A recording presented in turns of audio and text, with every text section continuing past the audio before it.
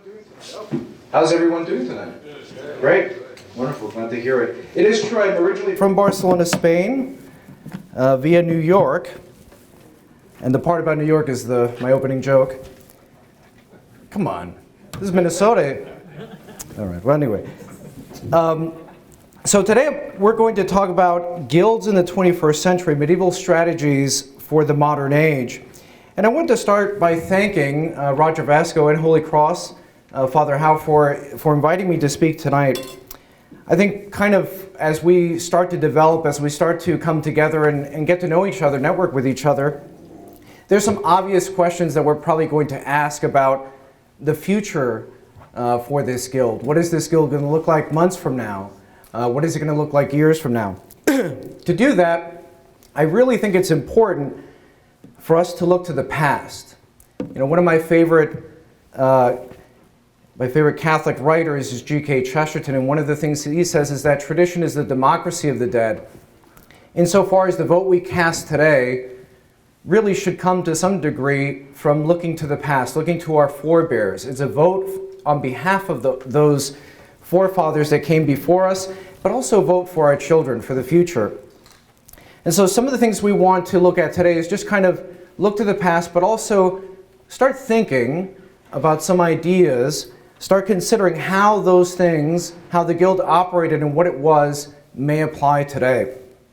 So we're going to look at where guilds come from, and we're going to look at what it is that we can adopt today. Now, guilds differed in different parts of Christendom. Certainly guilds didn't look the same way in Spain or in Italy or in France. For the purposes of tonight, I'm going to focus on that Anglo-American tradition that we have here in the United States. And the word guild, sometimes spelled G-E-L-D, G-I-L-D, G-U-I-L-D, comes from the Anglo-Saxon. It means to pay, to contribute. It also means to sacrifice or to worship. In essence, it's really an association of persons coming together to contribute for a common purpose.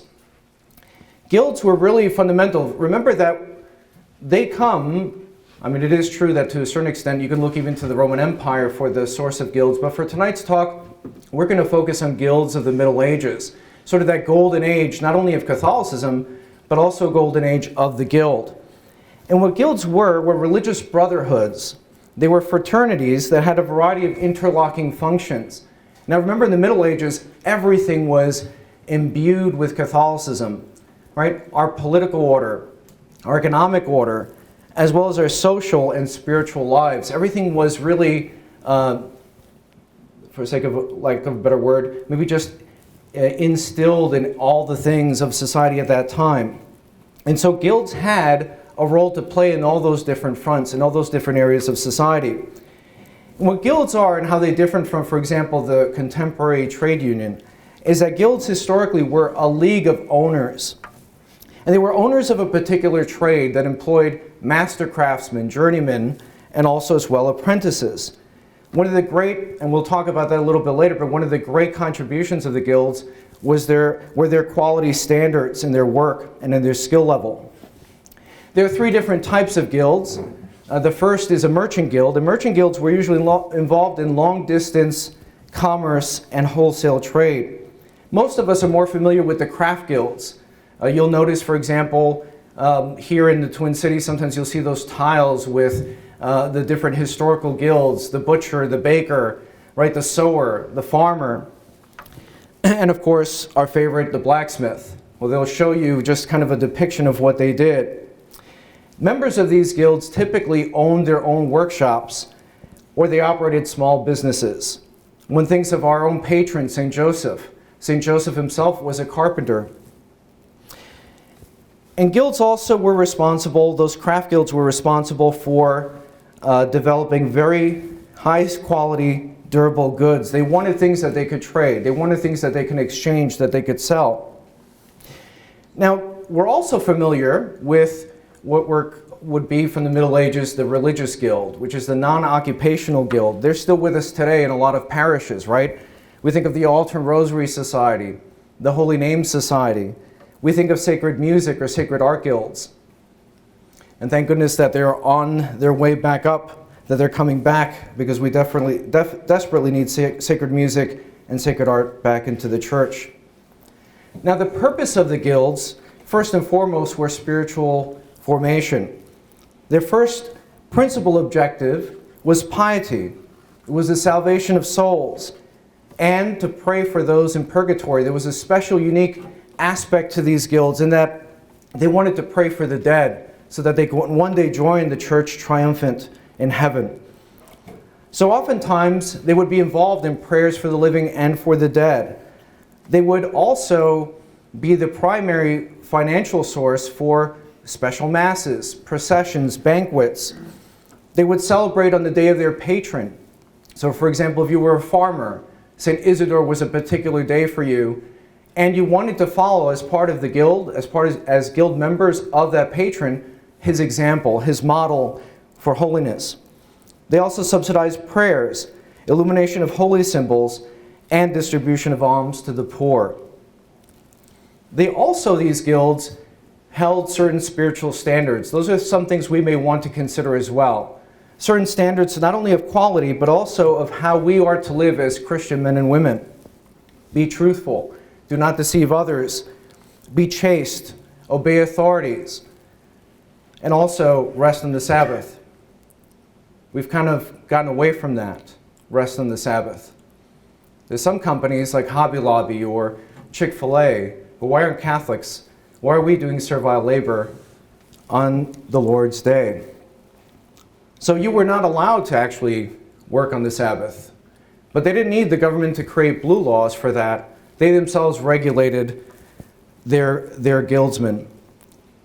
Again, they're also known for technical formation, quality, skill, a level unmatched. When you think of some of the great guilds, some of the things that they've produced, the cathedrals, the basilicas, the churches in small towns, skills that even today we would struggle to actually be able to replicate. They were not fashionable. They didn't believe in an economy of desire because they lived at a time when the economy was an economy of need and fulfilling those needs. It'd be very difficult today to actually get that kind of quality standard in many different professions.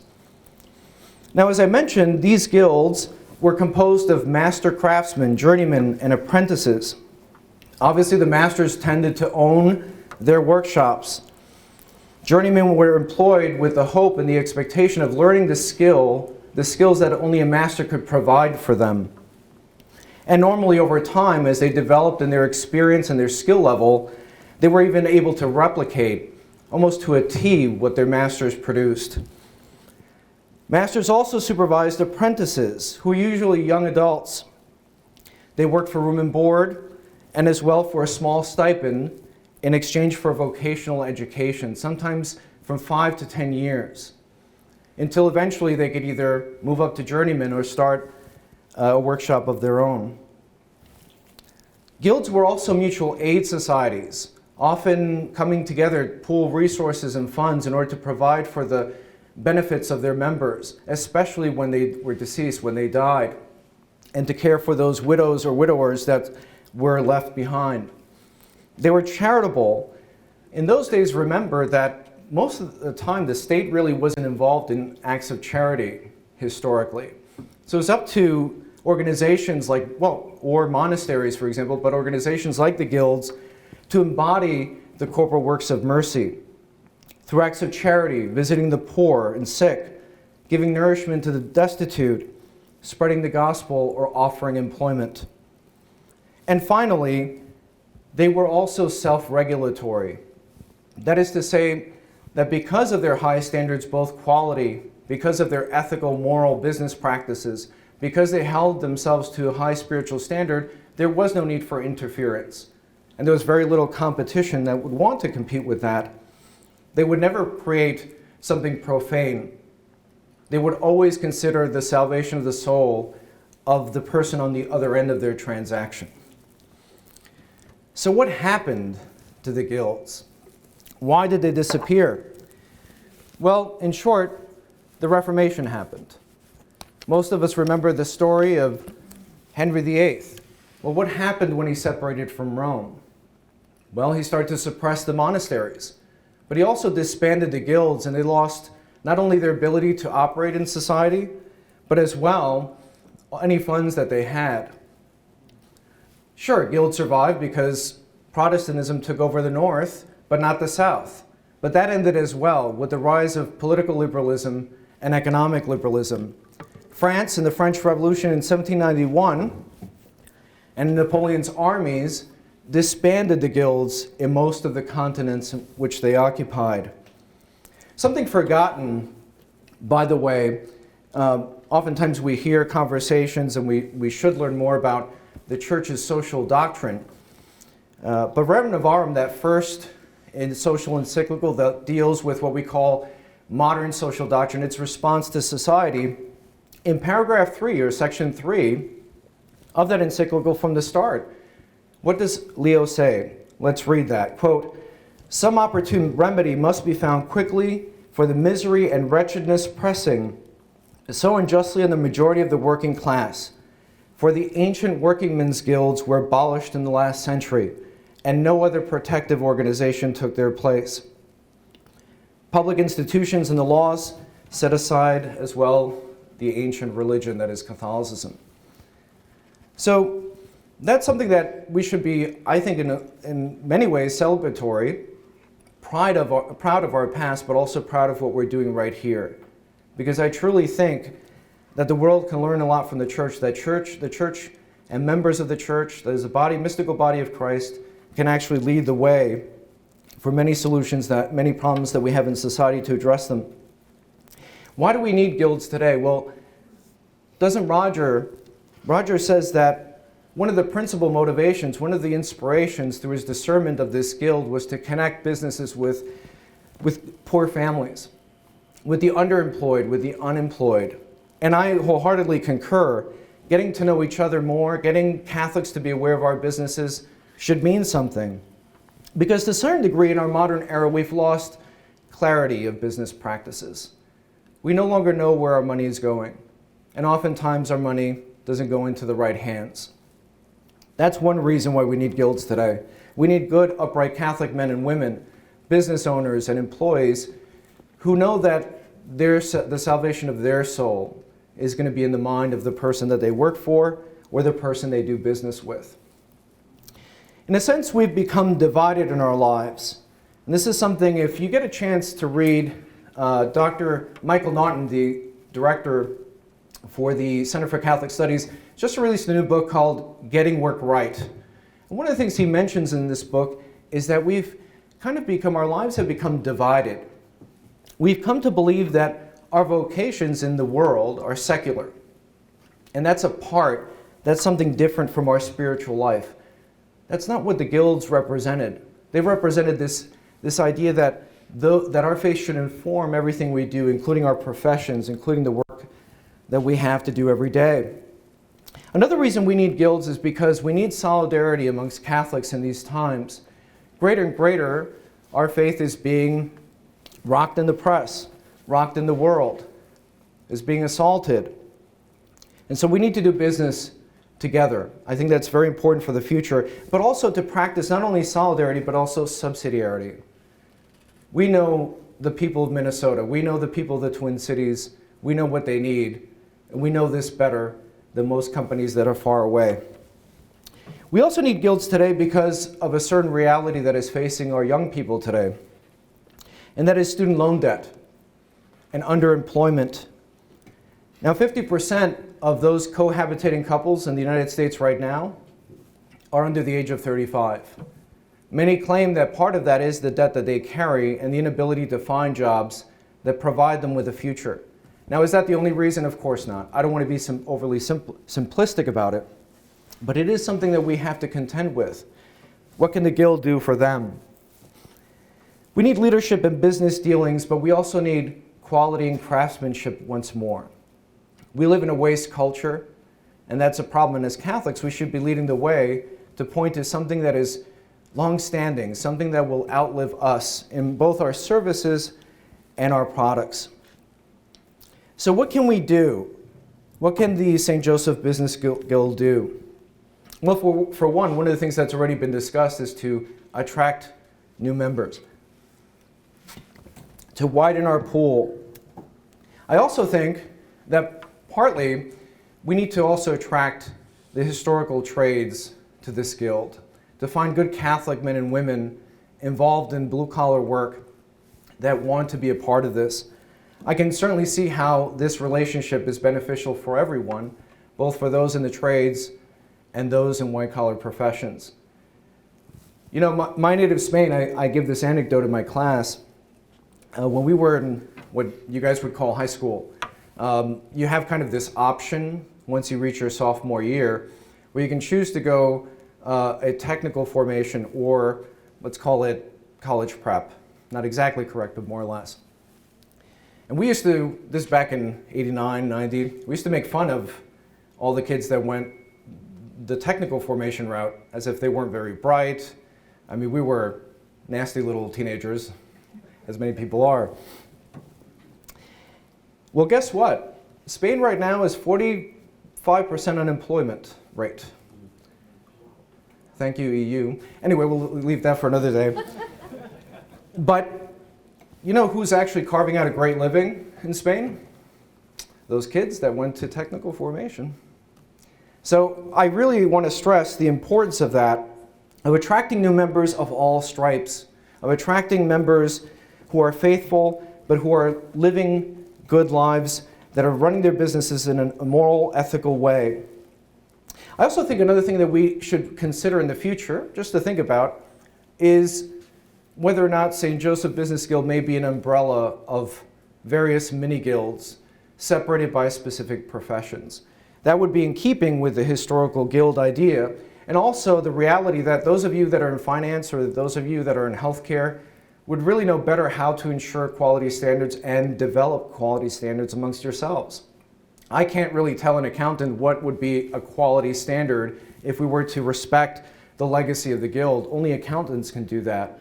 Only healthcare workers can do that. And so I do think that that's something just to consider, is to be able to eventually create sort of mini guilds within the greater guild. Is insurance possible? Mutual insurance, both for our healthcare, but also for our future, for that which we leave those who we leave behind. Maybe workers' comp, maybe certain benefits of doing business with one another that's different from the outside world. What about education? We certainly should be in parishes and certainly should be in parish schools. We, again, used to be leaders in things like the trades, for example. We don't really have many Catholic schools with shop, but they could also benefit from those of you in business leadership, right? Teaching them entrepreneurship, finding ways to incorporate that as lessons in the high school level or even in higher education. We've mentioned last time we met, we talked about workshops. We talked about perhaps developing business plans, marketing plans, and teaching others how to do that. Again, a great opportunity to bring blue collar and white collar together, because you know what? The farmer needs to know how to set up a business plan too and how to develop one. Can we also do crowdfunding for business purposes or to help members in emergency situations? Would that be possible on the website for St. Joseph Business Guild to be able to do that? And one of the things that's close to my heart is also microfinancing. If we're going to teach people how to develop business plans, wouldn't it be also helpful as well to perhaps create, I don't want to call it a contest, but the opportunity for our own members who want to become owners themselves, who may be employees currently, to start new businesses. You have a lot of homeschooling families out there that could use the additional income. But oftentimes what kind of puts them off to new business development are some of the barriers, either because they lack the knowledge or because financially they don't have the seed money, the seed capital in order to do that. So could that be an opportunity, perhaps 2 or 3 grants a year, $2,000, $2,500, just enough to get people started? We are, after all, and like I said, we want to continue to build this employee and employer relationship, but what about ownership? Shouldn't that also be a key to what we're thinking about here, is a sort of independence? It may not solve all the problems in the world, but for a family, especially that's growing, especially for people who we believe should be living casti connubii, humani vitae, shouldn't we in some sense try to provide and become the conduit in order for them to be able to do that and to be able to afford the cost of living in today's world? Now, one of the things that guilds did historically is they also owned property in common. Right? So you think of a guild in today's world, for example, if you had a art guild that included graphic designers, web designers, the opportunity for people to own equipment they could not normally afford was something that the historical guilds did. Why? Because there's certain things I can't afford on my own, they're too expensive, but if we pool our resources and our money, we would be able to actually provide them with the infrastructure. That could be in terms of equipment, or that could also be even space. An opportunity for contractors, nonprofits, especially those that are small or small businesses, to have office space. We have a lot of rectories in this archdiocese. They're just sitting there doing nothing. And we could provide co-working space in those areas. I don't mean WeWork. I know WeWork is going down the tubes. I don't mean something that ambitious, but a rectory is not really ambitious. I know there's kind of a joke in there somewhere, but now again, we said that one of the key elements of the historical guild is the apprenticeship, right? The idea of employing apprentices. What does that mean actually in today's world and today's economy? Is that possible? Certainly, I think that's the case. Now, I'm going to have some tomatoes thrown at me right now, but I'm just curious, probably something maybe you've never said out loud. Maybe I'm the first one to say it, I don't know. Does everything need a college degree? Absolutely not. No. All right, my grandfather was born in 1908. He started in the 20s in the mailroom. By the 1970s, he was the CFO back in Spain. Why can't we do that anymore? Now, obviously, you don't want a doctor necessarily to go through an apprenticeship program unless things are dire, but there's certain professions that really are unnecessary, that don't require a college degree. So again, thinking along those lines, just giving some food for thought. Is there potential for some of you that are independent contractors, some of you that are in business, that could actually take on an apprenticeship and teach them the ropes?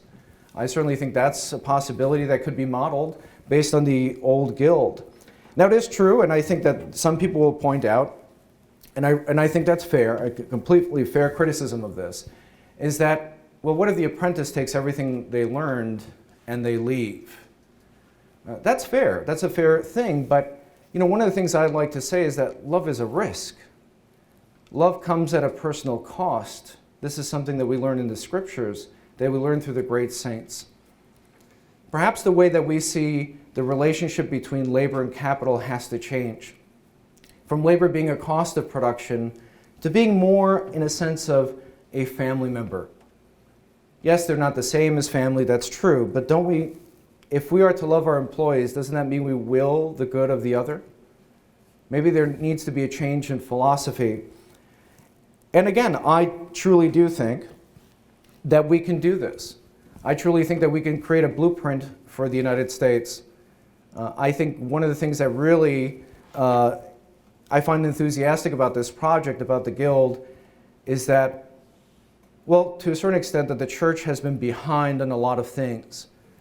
The church should be at the forefront of political, social, spiritual, and economic life. Lastly, as I said, we have to change this divided life that we've set for ourselves. We have to start recognizing that it's necessary for us to do business with each other, and that faith matters, and that faith matters in business. And you know what? I'm willing to spend a couple more bucks buying from you than buying from Amazon. Now I have a Kindle here, so I'm not trying to be a hypocrite. But there's that reality. Are we putting our money where our mouth is and what we believe? Now, to learn more about the integrated life, not only did I plug Dr. Michael Naughton's book, but I want to plug something a lot cheaper. If you want to learn about Christ and Christ being in all these different areas of society, you could do no worse than actually to read an encyclical. Now, some of my students know I say this. It's a paraphrase of a great thinker, Dr. William Mara, and it's about encyclicals. No one reads encyclicals. If the U.S. Army ever wanted to hide top secret information, it doesn't need to bury it 200 miles down or in some vault. All they have to do is label it an encyclical. No one will read it. Read encyclicals. And the encyclical I recommend for your homework is an encyclical by Pius XI called Quas Primus on Christ the King. Why? Because if we're to undo the divided life, we need to realize that Christ was King yesterday, today, and forever. Thank you so much.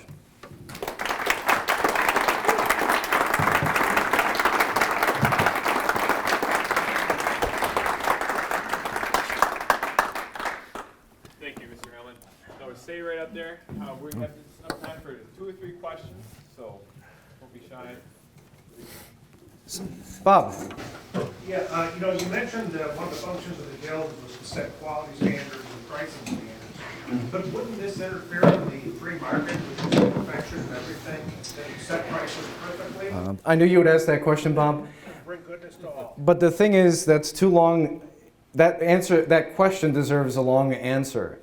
But ultimately, I think when you have people who not only behave but also not only think but also walk the walk, I think we become less interested in that. Right now we have a lot of barriers to market entry as it is, although we call it a free market. So I don't think necessarily that it would be, at least not for Catholics. In a great sense, Catholics, I'm not American, but most of you probably have your ancestry to the time of the immigrants, whether Irish or German or whatnot. And what did they do? I mean, let's just, again, look to the past. It's not that difficult. Well, you had the Italian pastry, the bakery, right? The Italian bakery, the Italians would go to the bakery. They were Catholics. They lived their Catholic lives in a community. Today, in today's world, by the way, as an East Coaster, I can tell you right now, as far as entrepreneurship and that kind of relationship, just as was mentioned earlier, the Jews, the Greeks, the Indians, they do exactly what we're talking about doing here. And they've been doing it for a very long time. So, yeah, that deserves a very long answer that unfortunately we don't have time for. Sir? Yeah, some of the big social ills today are identity, purpose, and loneliness. Yeah. So if the guild can address those, which it can, it ties together people that are divergent or lost. Absolutely. I mean, to your point, I mean, the step one of a guild is spiritual brotherhood, and coming together in a sense to realize that we're not alone, to realize that we want to work together and to build community should be the first, and I think that we're already starting to do that, right? So I certainly think that that's a great balm for the world. It could be a great alleviator of a lot of loneliness and pain in society. Absolutely. Yes, ma'am. I fit in that category that you were mentioning, having a full-time job and also doing freelance on the side, which I would like to make more of a full-time position as a graphic designer. And wondering, I feel like there's just a lot of unknowns, which causes more fear for me, and wondering if you have some direction on how to move forward. Yeah, I think that part of it, the first step is, as you've said, networking, reaching the point where, because I often tell my colleagues, those that are interested in starting their own business, I say, stay where you are. If you're employed right now, you're getting your benefits, great. And you want to build up to that business to the degree that eventually you're able to become independent and you could eventually leave that full-time job. Networking is the first step, but also to the point of microfinance, could you benefit from a certain amount of seed money that will launch you and that still, retaining your job, will gradually build up your business? I think that's really the way to go. So that's what I would say would be the start, but don't quit, stay where you are. I've been in similar situations as well, and you need to build that portfolio to the point that you feel comfortable leaving it. Now, granted, once you're in business for yourself, like anything else, it's a risk. But then again, being employed today is a risk too. Because you reach a certain age, a certain point and you lose your job, and then what do? Well, they say pick up another skill. Is it really that easy to pick up another skill after a certain amount of time? It's difficult. Any other questions? Well, thank you. Thank you.